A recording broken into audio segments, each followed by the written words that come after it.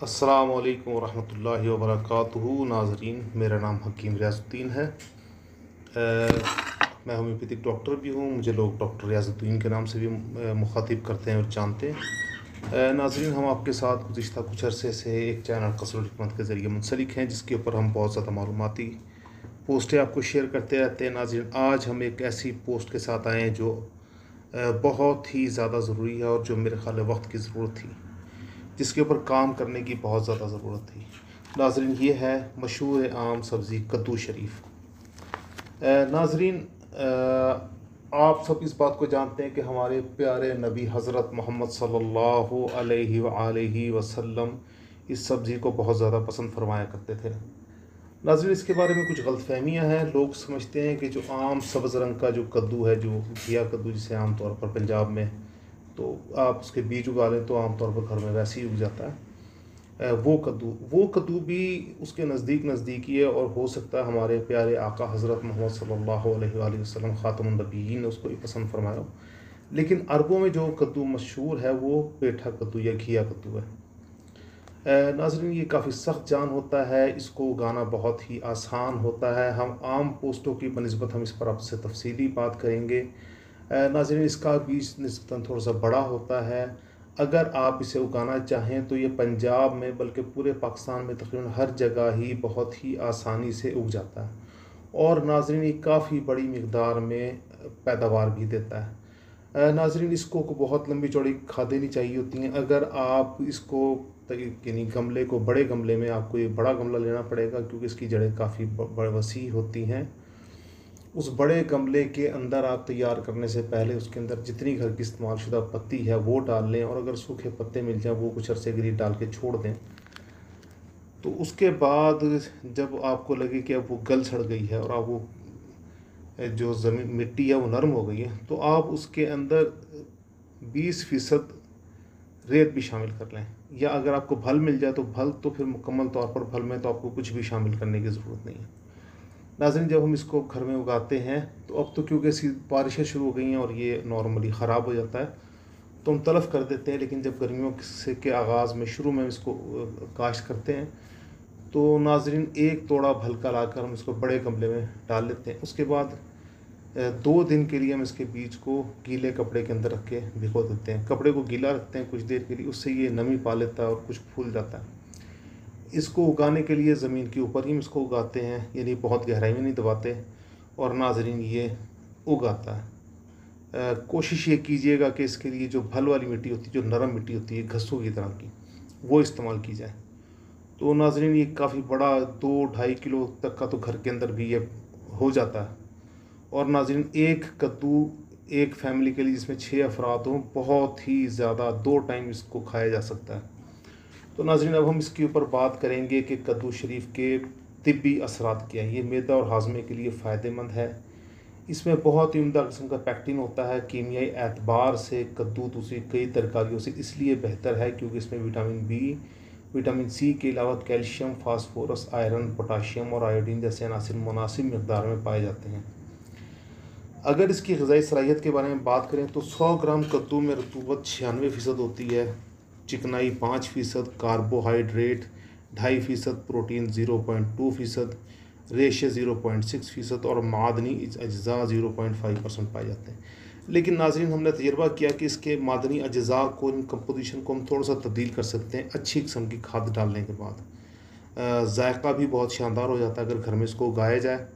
उससे पहले इसको तैयार किया जाए, मेरा मिट्टी अगर आपके पास है तो उसमें रेत मिला ली जाए, और फिर सूखे पत्तों को डालकर उनको गला लिया जाए। उसमें आपको थोड़ी सी मेहनत करनी पड़ेगी, लेकिन जो कद्दू का जो जायका और टेक्सचर है, जो बात करें कि मादनी अज्जा इसमें कम होते हैं, वो कमी नहीं रहेगी। Calcium 20 milligram, phosphorus 10 milligram, iron 0.7 milligram और कुछ मकदार में विटामिन बी कॉम्प्लेक्स भी पाई जाती है। जबकि 100 ग्राम कद्दू की ग़िज़ाई सलाहियत 12 कैलोरीज़ है। इसके तिब्बी फ़ायदे दर्ज झेल हैं। जिस्म को मोटा करता है, लेकिन नाज़रीन उस तरह का मोटा नहीं करता जिस तरह का चीनी या मिठास वगैरह करती है। जनून और खफखान में चीनी के साथ पकाकर खाना मुफीद है। इसके लिए आप पेठे की जो मिठाई होती है वो भी इस्तेमाल कर सकते हैं, और हलवाई से कह के आप पेठे की मिठाई नॉर्मली 400-500 रुपये किलो के हिसाब से आपको बना के दे देते हैं, लेकिन आपको 3-4 किलो उनसे बनवानी पड़ती है। बहुत अच्छी क्वालिटी की ताज़ा भी बना देते हैं, आप उसको खाएँ, मेहमानों को भी खिलाएँ।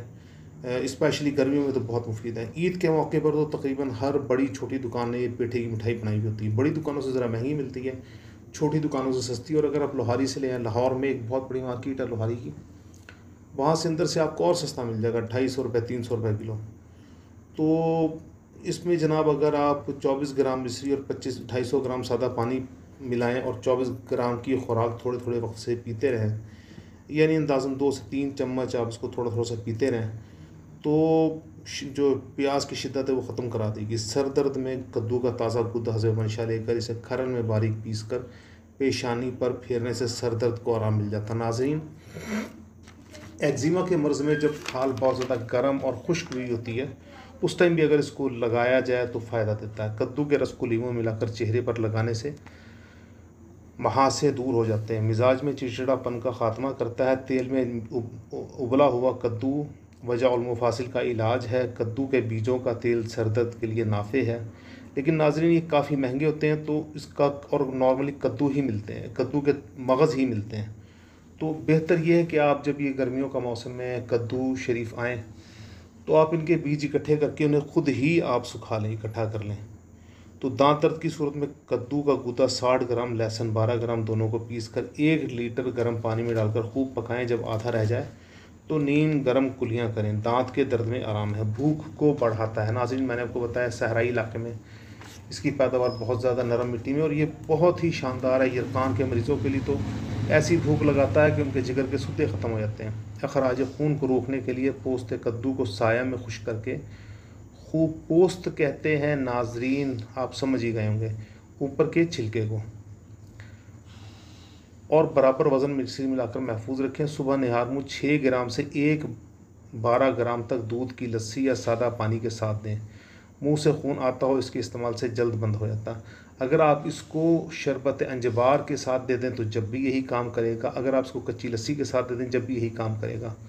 और अगर आपको किस तरह नहीं इस्तेमाल करना चाहते हैं तो कद्दू शरीफ को पका ही लस्सी के अंदर लें, पानी की जगह पर लस्सी डालें, तो ये इतना शानदार बन जाएगा कि आप इसको खाएंगे तो ये जो मसाइल हैं अखराज खून वगैरह ये ख़त्म हो जाएंगे। बेख्वाबी की सूरत में रोगन कद्दू सर पर मालिश करें और पका कर भी खाएं। कद्दू खुश्क करके पीस कर ज़ख़म पर लगाने से पीप नहीं पड़ती। कद्दू खाने से इंसानी आसाब को तक़वियत मिलती है। यरकान की सूरत में 1 अदद कद्दू पर आटे का लेप करके गर्म तंदूर में कुछ देर रखने के बाद निकाल दें। इसका पानी निचोड़ कर कदरे कुज़ा मिस्री या शहद मिलाकर पिलाएं। इससे जिगर की गर्मी और यरकान को फ़ायदा होता है। और नाज़रीन, इतना शानदार फ़ायदा होता है कि आप यकीन करें कि उसकी जो पीलाहट तो 1-2 दिन में ख़त्म होनी शुरू हो जाती है, फूंक लगनी शुरू हो जाती है, जिसम में हाथ पैरों की जो जलन सड़न ख़त्म हो जाती है। कद्दू शरीफ हस्बे ज़रूरत तेज़ चाकू से काशे बनाकर साया में खुश्क करके बारीक पीस लें। 24 ग्राम सत्तू की तरह चीनी मिलाकर नोश करें। चंद रोज़ मुसलसल इस्तेमाल करने से दरीना कब्ज़ का ख़ात्मा होगा। दर्द गुर्दा की सूरत में कद्दू का गूदा बारीक करके कतरे गर्म करके जाए दर्द पर जमात करें, यानी दर्द वाली जगह पर लगाएं लेप की तरह, तो आराम होगा। पुराने ज़ुकाम में इसके पानी के कतरे नाक में डालते रहें, फ़ायदा होगा। दिमाग और जिगर की गर्मी से निजात के लिए कद्दू का गूदा 60 ग्राम, इमली 24 ग्राम, चीनी 36 ग्राम 1 लीटर पानी में जोश दें। जब पानी 1 पाव रह जाए तो उतार कर छान कर ठंडा होने पर पिलाएं। दिमाग और जिगर की गर्मी दूर होकर खून साले पैदा होगा, दिमाग में ताकत पैदा होगी और जरियान वगैरह का भी ख़ात्मा होगा। कम मिर्च के साथ पकाकर खाने से आंतों की जलन फाका होगा। तो मैंने एच पाइलोरी के मरीज़ों में भी इसका रिज़ल्ट देखा और बवासीर के मरीज़ों में भी। कद्दू के पत्तों का जुशाना कब्ज़ का अच्छा इलाज है। कद्दू के फूल को सिरका में खरल करके पैरों पर लगाने से पैरों की जलन में आराम होता है। ताज़ा कद्दू 1 अदद लेकर इसके ऊपर आटे का लेप करके कपड़ा लपेटकर आग की खाक में भुरता कर लें। पानी निचोड़कर हस्बे ताकत बिलाना का इस्तेमाल करने से मरज़ तपे दिक में मुफीद बताया जाता है। ग़िज़ा हल्की और ज़ूद हज़म इस्तेमाल करें।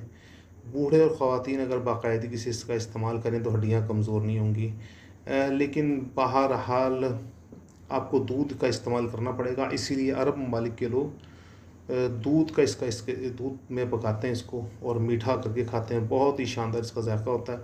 कद्दू का जूस इसहाल, ज़्यादा मुरगन ग़िज़ा के इस्तेमाल और ज़ियाबीत से पैदा होने वाली प्यास की शिद्दत यानी आतश को कम करता है। मुतज़क्करा कैफियत दूर करने के लिए 1 गिलास कद्दू के जूस में चुटकी भर नमक मिलाकर पीना मुफीद रहता है। कद्दू का जूस गर्मियों के मौसम में ज़्यादा पसीने की वजह से ज़्यादा होने वाले नमकियात को पूरा करने का बेहतरीन इलाज है। इससे ना सिर्फ प्यास की शिद्दत दूर होती है बल्कि थकान से भी बचा जाता है। उसकी वजह नाज़रीन ये है कि ये गर्म ममालिक में बहुत ज़्यादा पैदा होता है। गर्म ममालिक में गर्मियों के मौसम में ये मसाइल बहुत ही ज़्यादा होते हैं। और नाज़रीन ऐसी कुदरती और आसान चीज़ है कि आप उसको अपने घरों में भी उगा लीजिए, बहुत ही शानदार रिज़ल्ट देगा। इसकी आप मिठाई बनाना चाहें तो उसके लिए भी हम पोस्टें आपको डिलीवर करेंगे। बहुत ही शानदार असरात का हामिल होता है। अल्लाह ताला हम सबको अमल करने की तौफ़ीक़ अता फ़रमाए। अल्लाह ताला हम सब पर अपना करम रहम और फ़ज़ल फ़रमाए। नबी पाक सल्लल्लाहु अलैहि वसल्लम के तरीक़े पर चलने की तौफ़ीक़ नसीब फ़रमाए। सल्लल्लाहु तआला अला खैरि ख़ल्क़ि मुहम्मदिन व अला आलिहि व अस्हाबिहि अजमईन।